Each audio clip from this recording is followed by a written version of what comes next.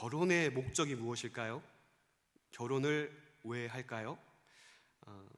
사랑하는 두 사람이 만나서 알콩달콩 이야기를 하고 서로를 알아가고 사랑을 나누며 그 귀한 사랑의 결실을 이루는 것이 결혼이 아닐까요?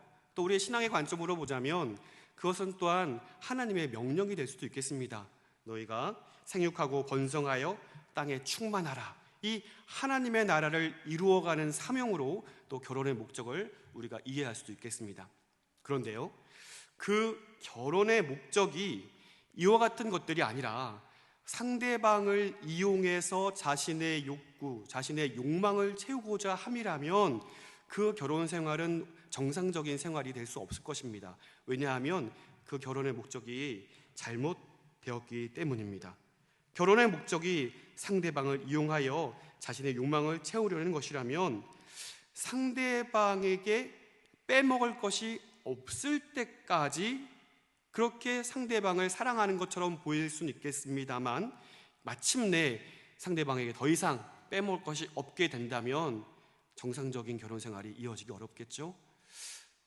마지막까지 그의 목숨값까지 사망보험금까지 빼어먹게 된다면 그 결혼 생활이 정말 유익한 것이라 우리가 이야기할 수 있을까요? 최근에 우리가 겪고 있는 어떤 뉴스를 통해서 우리는 어떻게 저럴 수가 있을까라고 생각할 정도로 참 악으로 치닫는 모습을 보게 됩니다. 그러한 결혼 생활을 우리가 정상적인 결혼 생활이다 이야기할 수 없어요. 그것은 가짜고 그것은 자기의 욕망을 위해 상대방을 이용하려는 취지가 될 수밖에 없을 것입니다.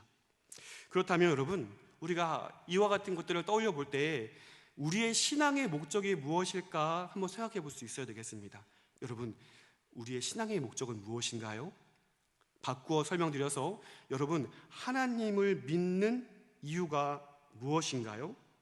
만일 여러분 한 분 한 분에게 그 대답을 듣고자 한다면 각각 여러 가지 답을 주실 수 있을 것 같아요.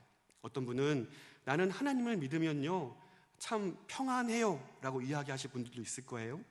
저는요 하나님을 믿어서 우리 자녀들이 잘 되기를 바라요. 저는요 하나님을 믿음으로 정말 이 세상에서 평안하고 또 무병장수하기를 원해요. 잘 되기를 원해요. 이러한 여러 가지 하나님을 믿는 이유를 여러분 이렇게 이야기할 수 있을 것입니다.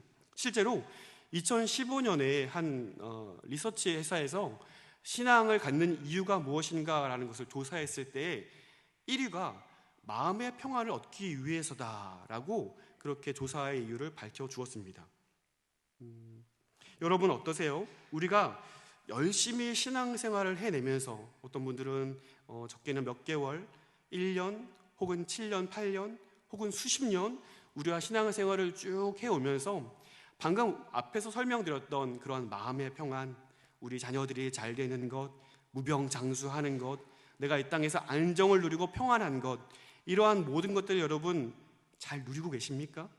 하나님을 믿으면서 그런 것들을 잘 유지하고 풍족하고 부족함 없이 그 체험을 만족을 누리면서 살고 계십니까?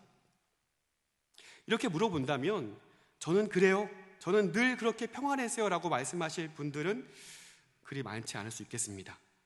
왜냐하면 그러한 평안들, 이 땅에서 누릴 수 있는 그런 만족함들이 계속해서 유지되지 않기 때문에 그렇습니다. 작년에 2011년이죠. 한국갤럽에서 이런 조사를 했어요. 226명의 비종교인들에게 이렇게 물어봤어요. 과거에 종교를 믿은 적이 있다면, 종교를 가진 적이 있다면 어떤 종교였습니까? 라고 물어보았어요. 우리나라 대표의 3개의 종교가 있잖아요. 단연 우리 기독교가 52%로 1위를 했습니다. 이건 좋은 1위 아니죠? 이 말을 바꿔 이야기를 해보자면 여러 종교들 중에서 기독교에서 탈종교화가 제일 심하게 벌어졌다라는 반증을 보여주고 있는 셈이죠. 많은 기독교인들이 내가 더 이상 신앙생활하지 않겠습니다, 하나님 믿는 거 포기하겠습니다 라고 선언하고 작정한 사람들이 그렇게 많다라고 이야기하고 있는 것이죠. 그렇다면 왜 그렇게 많은 기독교인들이 비신자가 되기로 했을까요? 왜 나는 더 이상 하나님을 믿지 않겠습니다라고 선언하게 된 것일까요? 그 이유도 물어보았어요. 왜 비신자가 되었습니까? 라는 질문에 1위는 무엇이냐면 관심이 없어서입니다. 절반 이상의 사람들이 관심이 없기 때문입니다 라고 이야기를 했어요. 2위는 무엇이었냐면 종교에 대한 불신과 실망, 20%에 가까운 사람들이 이런 이유 때문에 나는 더 이상 기독교를 믿지 않겠습니다 라고 이야기를 했다는 거예요. 3위는 정신적, 시간적 여유가 없어서 라고 이야기를 합니다. 바쁜 일상을 살다 보니 내가 예배 드리는 일, 또 신앙을 위해서 뭔가를 하는 일이 부담이 된다는 거예요. 그래서 그 시간들이 더 낼 수 없어서 나는 더 이상 믿지 않기로 했습니다 라고 이야기하는 거예요. 4위는 무엇이냐면 나를 믿기 때문이다 라고 이야기를 합니다. 한 8% 되는 사람들이 하나님이 아니라 나를 믿기 때문에 더 이상 내가 종교를 갖지 않겠습니다 라고 이야기했다는 거예요. 이 네 가지의 이유를 좀 종합해 보자면 더 이상 이 현실의 삶에서 내가 하나님을 믿는 이것들로 인해서 채워지지 않기 때문에 더 이상 신자가 되지 않겠다라고 결심을 한다는 것입니다. 하나님이 있다고는 하지만 그 하나님이 내 삶에 아무런 유익이 되지 못하고 내 실제적으로 벌어지는 모든 고난의 문제들에 대해서 해결해 주지 않는 분이기 때문에 더 이상 관심 갖지 않겠다는 거예요. 이 교회가, 이 기독교가 세상에서 어떤 영향력도 미치지 않기 때문에 오히려 세상의 교회를 걱정하는 시대가 되었기 때문에 내가 신앙생활을 더 이상 하지 않겠다라고 이야기를 한다는 것입니다. 더 이상 내가 하나님을 믿기 위해서 시간 내는 일, 정신적으로 뭔가를 하는 일이 부담이 되기 때문에 더 이상 믿지 않겠다는 거예요. 그 인생의 주인이 나이기 때문에 하나님을 위해서 뭔가 하려 하는 것이 부담스럽다는 것이죠. 네 번째는 뭐예요? 궁극적으로 하나님을 믿기보다 차라리 내 힘으로 내가 살아가고 내가 개척하여 살아가는 것이 더 든든하다라고 생각하기에 더 이상 믿지 않겠다라고 이야기를 하는 것입니다. 종합으로 결론을 내려보자면 더 이상 하나님을 믿는 것으로 내게 아무런 유익도 없고 채워주는 것도 없기 때문에 나는 더 이상 믿지 않기로 결심했다라고 이야기를 하는 것입니다. 여러분, 좀 과격한 표현이긴 하지만 상대 배우자에게 더 이상 빼먹을 것이 없기 때문에 차라리 내 자신을 믿겠다라고 말하는 것과 같은 것이다라는 것이죠. 내 삶에 아무런 유익이 없으니 아무런 관심이 없다라는 거예요. 그런데 여러분 한번 생각해 볼까요? 정말 그러한가요? 신앙생활을 해나가면서 우리가 바라는 그러한 만족들, 그런 유익들이 계속 유지될까요? 신앙의 초반에는 그런다고 하더라고요. 우리가 하나님의 사랑이 느껴지기도 하고 정말 잘 되지 않던 일들이 풀리기도 하고 하나님의 큰 은혜 때문에 너무나 감사하다고 이야기를 하지만 신앙생활을 오래 할수록 그러한 일보다는 점점 더 어려워지기도 하고 내 일상생활에 더 큰 불편이 찾아오기도 하고 실례로 우리가 하나님을 믿기 때문에 이 세상의 방식이 아닌 하나님의 방식으로 살아가야 하기 때문에 더 우리의 삶이 고되게 느껴지는 거예요. 하나님을 믿기 때문에 우리가 감내해야 하는 많은 것들로 인해서 세상의 모든 관계들에서 때로는 고립감을 경험하기도 한다는 것입니다. 그렇다면 삶에 대한 안정과 만족이 더 이상 채워지지 않으니 우리도 신앙을 포기해야 하는 것일까요? 그것이 합리적인 결정일까요? 더 이상 하나님을 믿는 것으로 내게 유익이 없으니 이제 신앙생활을 좀 접어야 되겠다. 이것이 합리적인 생각일까요? 결코 그럴 수 없다는 거예요. 이 유구한 기독교의 역사가 어떻게 이때까지 이어질 수 있었느냐 하는 것입니다. 숱한 핍박과 고난 속에서도 하나님의 구원 역사가 어떻게 멈추어지지 아니하고 그 장구한 세월 속에서 오히려 하나님의 나라가 이처럼 세상을 변화시키고 수많은 사람들이 하나님을 믿는 놀라운 역사가 이루어졌는가 하는 것입니다. 어떻게 하나님의 역사가 멈추어지지 아니하고 더 커다랗게 보이는 세상의 역사 가운데 이 기독교가 잠식되지 않고 분연히 이어갈 수 있었느냐 하는 것입니다. 신앙의 목적을 바르게 인식하는, 신앙의 목적, 하나님을 믿는 이유에 대해서 분명한 인식이 있었던 하나님의 사람들이 그 시대마다 있었기 때문이라는 사실입니다. 문제는 무엇인가요? 무엇 때문에 하나님을 믿습니까? 이 신앙의 목적을 명확하게 인식하는 것이야말로 너무나 중요하다라는 것입니다. 이것을 인식하는 것이야말로 흔들리지 않는 믿음의 삶을 살게 한다는 것을 여러분 믿으시기를 바랍니다. 우리가 경계해야 할 것이 있다면 채워지지 않기 때문에 포기해야 한다라는 이러한 전제가 어디서부터 시작되었느냐 하는 거예요. 합리적으로 생각되어지는, 많은 사람들이 이것 때문에 신앙을 포기하는, 더 이상 채워지지 않기 때문에 우리는 포기해야 한다, 이 전제가 누구에게서 시작이 되었는가를 알아보는 것이 너무 중요합니다. 그것이 어디서부터 시작이 되었냐 하면요, 참소하는 자, 즉 사탄의 참소가 바로 이와 같은 내용이라는 사실을 오늘 우리는 욥기 말씀을 통해서 볼 수가 있게 됩니다. 사탄이 하나님 앞에 서서 욥이 하나님을 경외하는 데에는 이유가 있다는 거예요.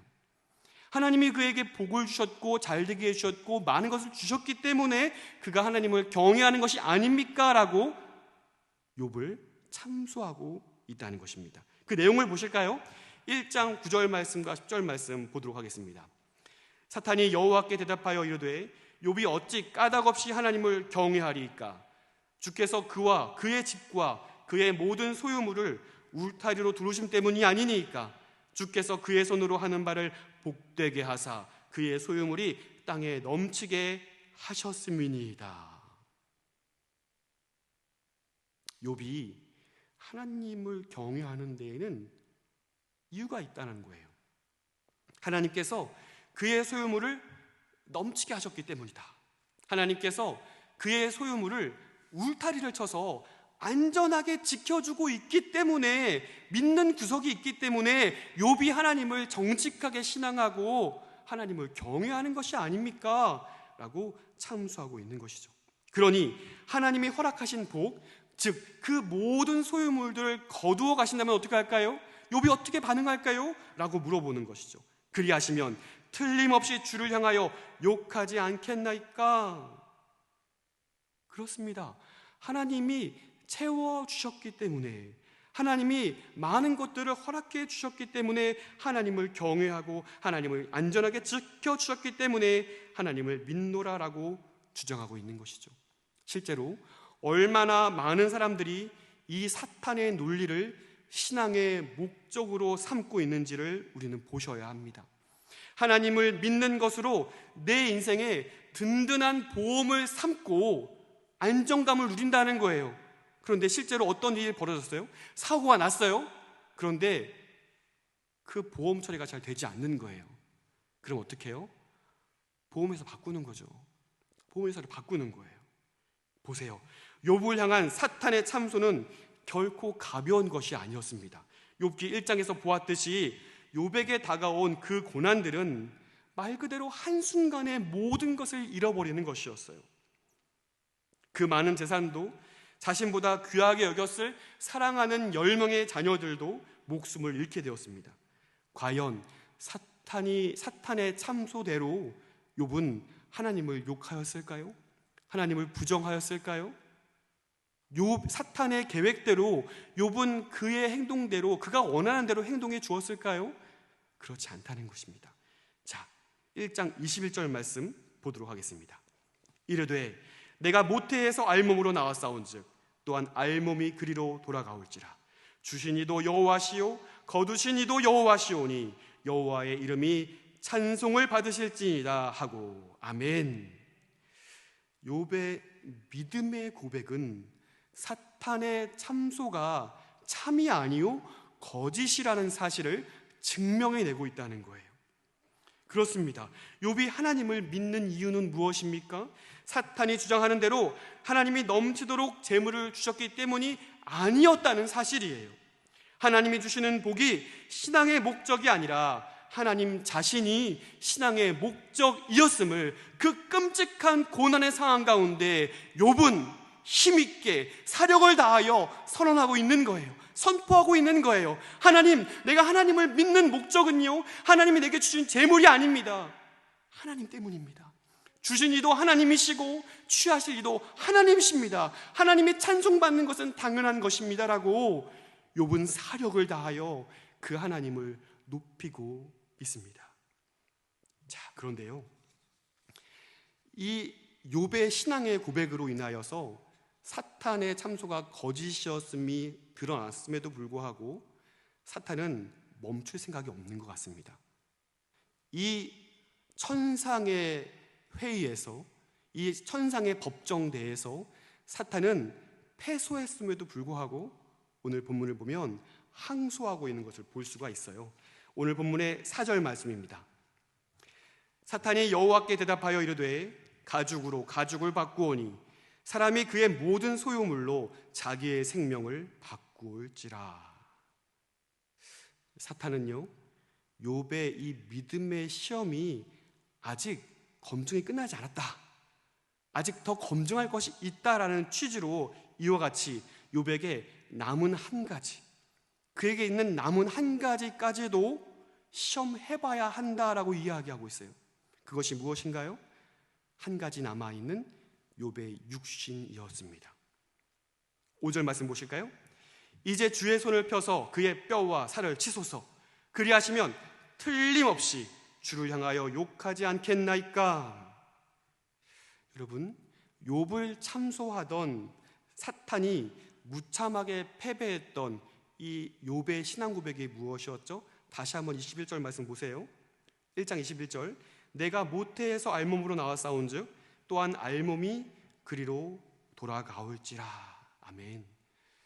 자, 사탄이 얼마나 뒤끝이 장렬인지를 보게 돼요. 욥이 신앙 고백으로 알몸으로 죽게 돌아올 것이다, 돌아갈 것이다 라고 말한 그것을 기억하고 있는 거예요. 그래서 과연 그러한가, 그 말을 가지고 이 욥을 내가 다시 한번 검증해 봐야 되겠다라면서 한 번 더 참소하는 거예요. 여기서 가죽으로 가죽을 바꾼다라는 내용은요, 이것은 그 당시의 격언이에요. 그 가치와 동등되게 여겨지는 어떠한 가치를 교환하는 것을 일례로 말하는 것이죠. 그러니 생명과도 같은 욥에게 있는 남은 모든 재산은 무엇이었습니까? 자신의 육신이었다는 거예요. 그러니까 하나님께서 그 육신까지 치신다면 틀림없이 욥이 욕할 것입니다. 틀림없이 욥이 하나님을 부정하고 하나님을 욕하고 하나님을 원망할 것입니다. 틀림없이 그런 일이 벌어질 것입니다. 이 남은 한 가지도 검증해봐야 됩니다. 하나님을 향하여 참소하고 있는 것입니다. 이에 대해 하나님은 욥에 대한 사탄의 시험을 허락하시죠. 이로써 욥은 알지도 못하는 더 심화된 고난을 이제 곧 겪게 될 것입니다. 다시 시작되는 이 믿음의 시험을 보면서 우리가 기억해야 할 것은, 우리가 교훈 삼아야 할 것은 하나님을 믿는 이유와 동기를 밝히기 위한 시험이 시작된다는 사실을 우리는 보게 됩니다. 욥은 왜 하나님을 믿기를 포기하지 않을까? 왜 욥은 끝까지 하나님을 믿으려고 몸부림치는 것일까? 왜 이해되지 않는 이 끔찍한 고난을 마주하면서도 끝끝내 입술로 하나님을 향하여 범죄하지 않고 원망하지 않고 하나님을 믿으려 하는 것일까? 1장의 시험에서 욥 주변에 있는 모든 것을 잃는 고난을 마주해야 했고, 이제 곧 자신의 육신을 잃어가는 고난을 마주하게 될 텐데, 그 고난 앞에서 신앙의 목적에 대한 답을 욥이 어떻게 선언하고 있는지, 다시 한번 사력을 다하여 그 신앙의 목적, 하나님을 믿는 이유가 무엇인지를 오늘 욥의 모습을 통하여 우리가 본받기를 원합니다. 오늘도 욥에게 있었던 그 믿음이 우리에게 있게 되기를 간절히 소망합니다. 자, 우리 7절 말씀 보도록 하겠습니다. 사탄이 이에 여호와 앞에서 물러가서 욥을 쳐서 그의 발바닥에서 정수리까지 종기가 나게 한지라. 사탄의 공격으로 욥은 피부병의 일환이었던 악성 종기가 발병되게 됩니다. 이 질병으로 인해 욥은 몹시 괴로워하였고 탄식했던 것을 욥기서의 말씀을 통하여, 곳곳의 말씀을 통하여 우리는 알 수 있습니다. 욥이 얼마나 끔찍한 고난 가운데 있는지 말씀을 좀 보실 텐데요. 8절 말씀 먼저 보실까요? 욥이 제 가운데 앉아서 질그릇 조각을 가져다가 몸을 긁고 있더니, 더 이상 이 손가락으로는 시원하지 않은 거예요. 질그릇 조각과 같이 그 예리한 곳으로 몸을 긁어야 뭔가 좀 시원함이 느껴질 정도로 그의 피부병이 악화되었던 것을 보게 됩니다. 그 고통이 얼마나 심각한 것이었는지 세 친구들이 욥을 방문하였을 때 그가 욥인가 알아보지 못할 정도로 그 상황이 끔찍했던 것을 보게 됩니다. 오늘 본문 12절과 13절 말씀도 보시겠습니다. 눈을 들어 멀리 보매 그가 욥인 줄 알기 어렵게 되었으므로 그들이 일제히 소리질러 울며 각각 자기의 겉옷을 찢고 하늘을 향하여 티끌을 날려 자기 머리에 뿌리고 밤낮 7일 동안 그와 함께 땅에 앉았으나 욥의 고통이 심함을 보므로 그에게 한마디도 말하는 자가 없었더라. 욥의 친구들이 욥의 상태를 보고 말을 할 수가 없는 거예요. 욥의 상태를 보고 그가 욥인가 그 형체를 알아보기 힘들 정도로 욥의 상황이 얼마나 심각한 것인가를 보고 그들은 탄식하며 울기 시작합니다. 어떤 성경학자는요, 이 욥의 친구들의 행동을 보면서 마치 욥의 장례 의식을 치르는 것이다 라고 이야기할 정도예요. 욥은 죽지 않았습니다. 하지만 마치 죽은 자와 방불할 정도로, 살아있지만 죽은 자와 같이 여겨질 정도로 그의 상태가 끔찍함을 보고 마음으로, 비탄함으로 함께 울며 슬퍼하고 있는 이 친구들의 모습을 표현하고 있는 것을 우리는 보게 됩니다.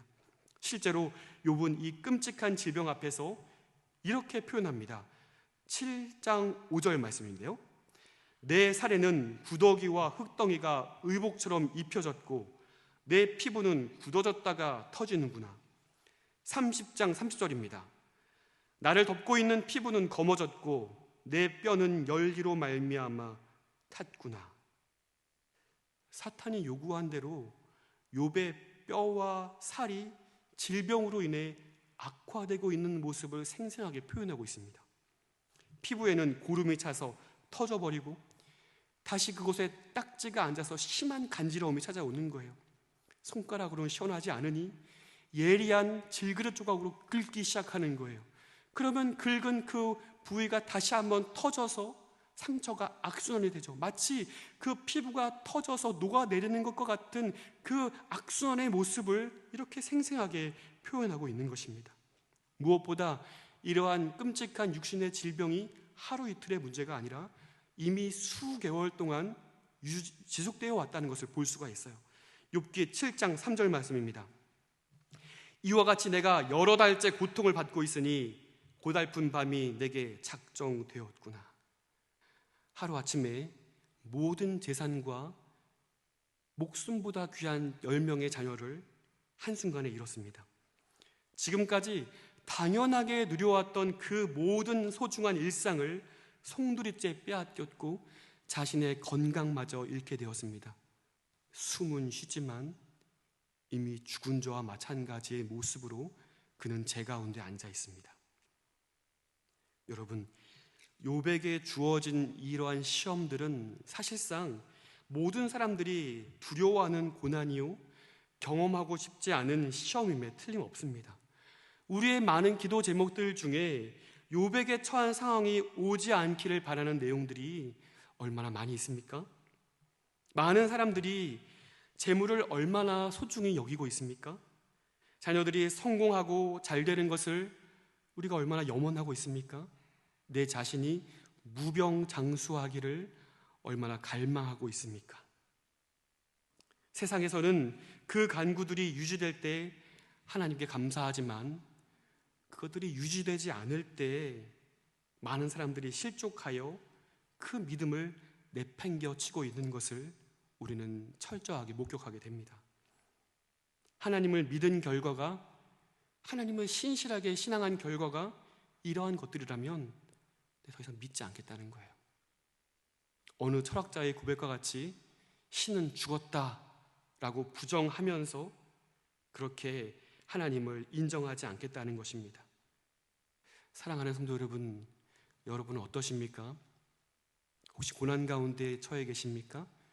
그러한 고난이 7개월째, 8개월째 혹은 7년째, 8년째 혹은 10년째 전혀 회복되지 않을 정도로, 회복의 기미가 짐작되지 않을 정도로 유지되고 있다면 우리는 어떻게 반응할 수 있을까요? 우리는 어떻게 반응해야 할까요? 그런 상황 가운데 오히려 욥의 아내의 반응은 오히려 우리에게 더 익숙한 모습처럼 보이기 시작합니다. 9절 말씀 보실까요? 오늘 본문 9절입니다. 그의 아내가 그에게 이르되 당신이 그래도 자기의 온전함을 굳게 지키느냐? 하나님을 욕하고 죽으라. 여러분, 욥의 아내가 결코 가벼운 여자였다라고 말할 수는 없을 것 같아요. 잘 아시는 바와 같이 욥이 얼마나 의로운 사람인지는 살을 부대끼고 살고 있는 욥의 아내가 가장 잘 알았을 거예요. 욥이 얼마나 의로운 사람이었고, 얼마나 정직한 사람이었고, 얼마나 하나님 앞에 의로운 사람이었는지 가장 잘 아는 사람이 바로 욥의 아내였을 거예요. 그러니 지금 욥이 당하고 있는 이 고난을 눈앞에서 목격하면서 이해가 되지 않는 거예요. 왜 하나님이 이 욥을, 이 정직한 욥을 이와 같이 처우하시는가? 왜 의로운 욥을 이와 같이 심판하시고 징계하시는가? 하나님의 처우가 못마땅한 거예요. 전혀 이해되지 않는 거예요. 왜 욥에게 이렇게 하시는가? 악인들에게 이렇게 하지 못할 망정 어찌 의로운 사람에게 이와 같은 끔찍한 시련을 주시는가? 이해되지 않는 거예요. 정직한 사람으로, 하나님을 경외하는 사람으로 한평생을 살아왔는데 그런 사람에게 복을 주시기는커녕 모든 것을 빼앗아 가시니 하나님께 대하여 원망하고 있는 것이죠. 하나님께 대하여 모든 원망을 쏟아내고 있는 것이죠. 이 모든 책임이 하나님께 있다고 이야기하는 거예요. 하나님이 실망스러운 겁니다. 어떻게 이런 하나님이 공의의 하나님일 수 있을까? 그래도 자기의 온전함을 굳게 지키느냐? 하나님을 욕하고 죽으라. 욥을 향한 이 강력한 비난은 그냥 가벼운 여자로서, 믿음이 없는 여자로서 하는 말이 아니라 그 의로운 욥을 지켜보아왔던 욥의 아내가 그의 욥의 모든 상황을 살펴보고 욥의 그 정직함, 그의 그 억울한 마음들을 이해하여 이와 같이 하나님께 모든 원망을 돌리고 하나님께 불평하는 모습을 우리는 보게 되는 것입니다. 숨막히는 고난 앞에서 어쩌면 우리도 이와 같은 상황을 마주했을 때가 있었을 것 같습니다. 공의의 하나님이 왜 이렇게 공의롭지 못할까? 악인이 득세하고 의인이 수모를 당하는 일들을 왜 공의의 하나님께서 가만히 지켜보고 계시는 것일까? 왜 징계하지 않으시는 것일까? 왜 수모를 당하는 자들의 손을 높이 들고 모든 억울함을 갚아주시지 아니하실까? 그래도 내 믿음을 지키는 일이 과연 의미 있는 일일까? 때로는 회의감이 오고, 때로는 하나님을 열심히 믿는 모든 일들에 대해서 갑작스럽게 그 모든 것들에 대한 회의감이 밀려올 때가 있습니다. 욥의 아내로서 도대체 이해되지 않는 하나님의 심판이 원망스럽기만 한 것입니다. 하지만 여러분, 욥의 아내가 한 말을 우리는 주목해서 보아야 할 것입니다. 욥의 아내의 이 모습이 우리는 심정적으로는 이해가 돼요. 오히려 이 욥의 아내의 고백이, 이 명령이 우리로서 이해되지 않는 모든 상황을 합리적으로 이해할 만큼 욥의 아내의 이 이야기가 오히려 귀가 솔깃해요. 그런데 오늘 본문 말씀을 보시면, 욥의 아내의 이야기를 보시면 누구의 말과 꼭 떼어 닮은 것을 살펴볼 수 있어요. 다시 한번 9절 보세요. 그의 아내가 그에게 이르되 당신이 그래도 자기의 온전함을 굳게 지키느냐?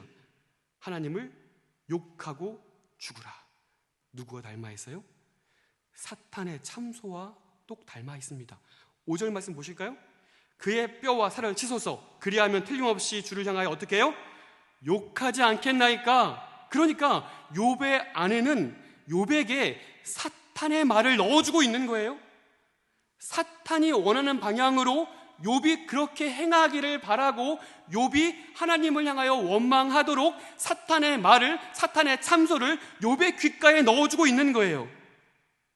아무리 의로운 욥이라 할지라도 이해되지 않는 이 모든 상황에서 하나님을 욕하는 것이, 하나님을 부정하는 것이 합리적인 일이야. 하나님을 욕하고 죽어. 이 말을 욥에게 넣어주고 있다는 사실입니다.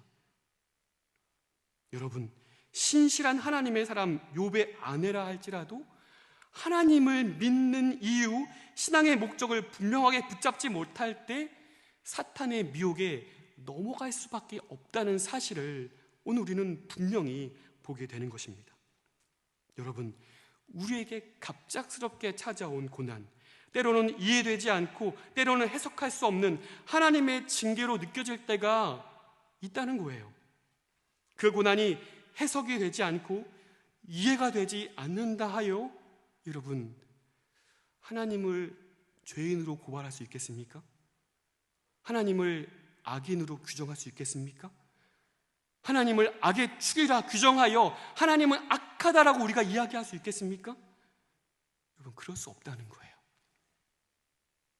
오히려 인생에 주어지는 모든 상황을 내가 다 이해해 보겠다, 인생에 주어지는 모든 상황을 내가 다 해석하고 모든 상황들을 내가 다 이해하겠다라고 이야기하는 피조물로서의 교만이 아닐까 하는 것입니다.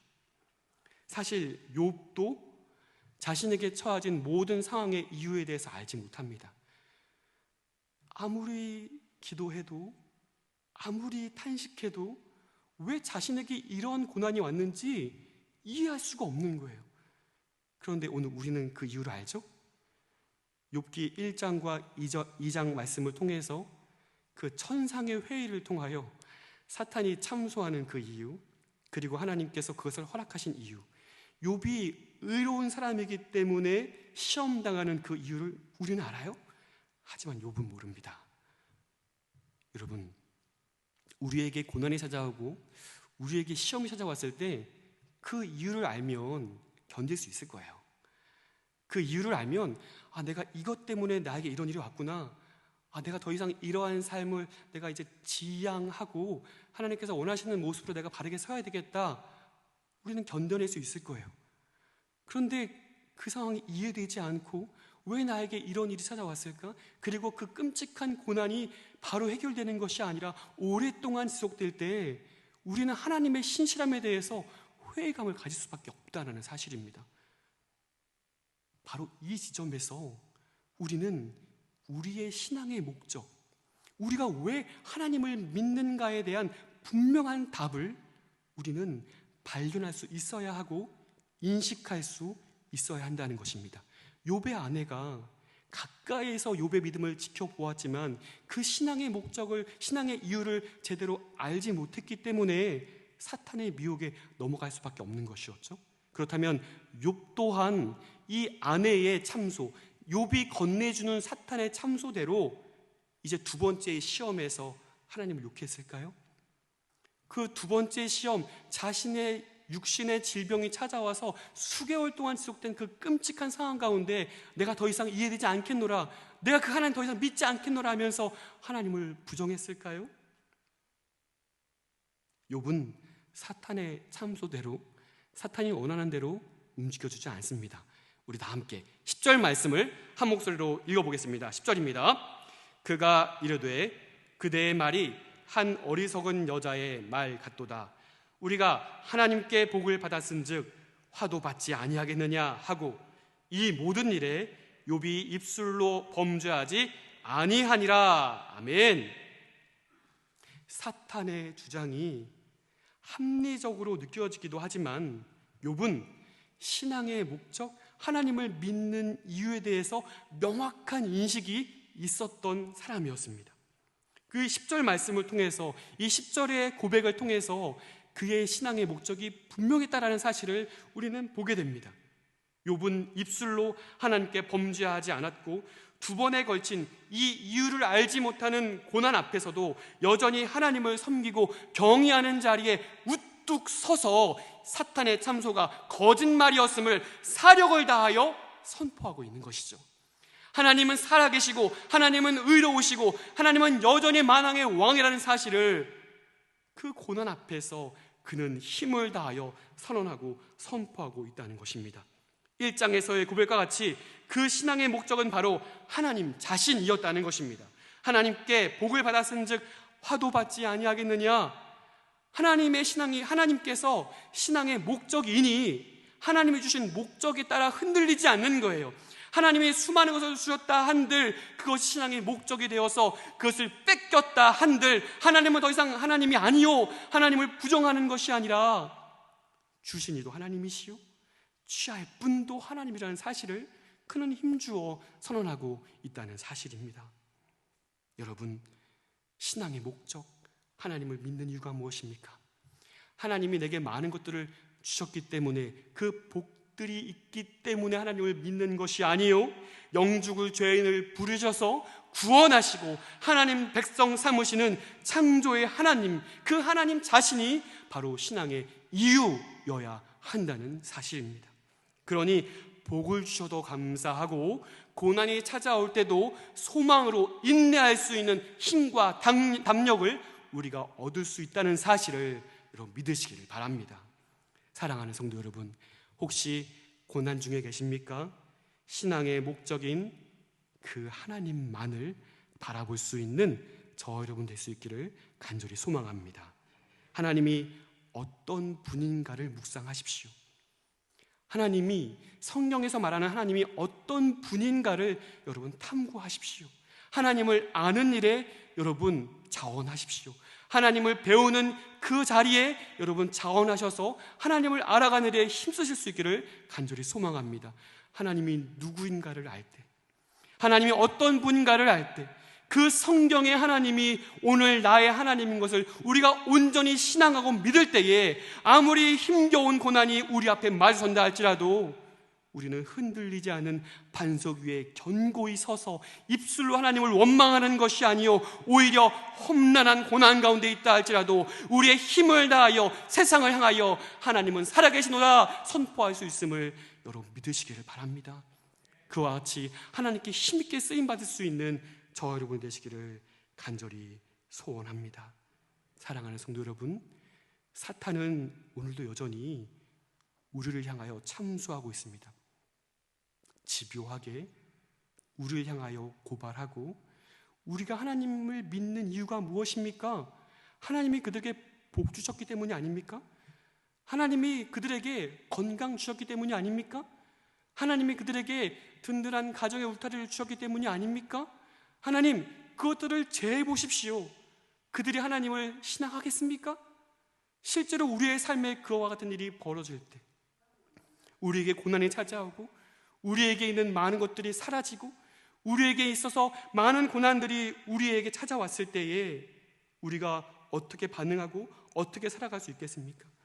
당장 주일 예배부터 나오지 아니하고, 당장 하나님께 드리는 헌금부터 삭감하고, 당장 하나님께 드렸던 우리의 신앙의 열심을 다 사라지게 하고 이제 스스로 내 인생의 주인이 되어서 내 마음대로 살고자 한다면 그것은 신앙의 목적을 온전히 가지고 있는 사람의 모습이 아닐 것입니다.